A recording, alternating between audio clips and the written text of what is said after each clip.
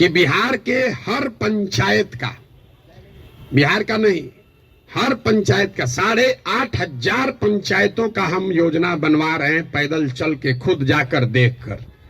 और ये तय किया जा रहा है कि उस पंचायत में पढ़ाई की व्यवस्था कैसे होगी, 800 से 1200 रोजगार के अवसर कैसे पैदा किए जाएंगे, और उस पंचायत में जिस तरह की भी खेती होती है उस खेती को खाने वाले खेती से कमाने वाला खेती कैसे बनाया जाएगा।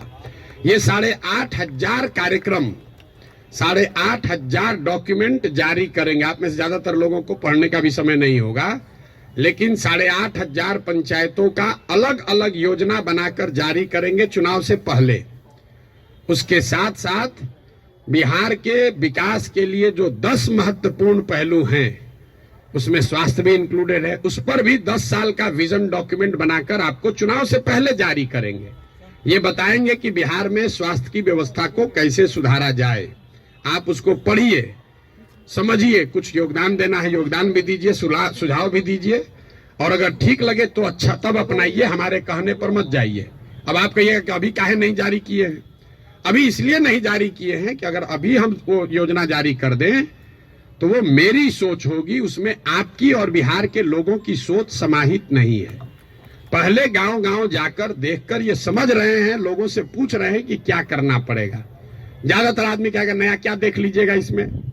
हम आपको बता रहे हैं नया क्या देख लेंगे।